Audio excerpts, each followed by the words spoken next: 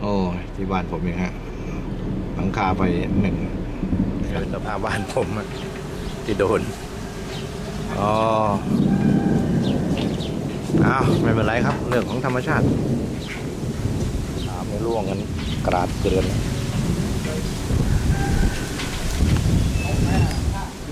ดูหมาที่บ้านมีตัวหนึ่ง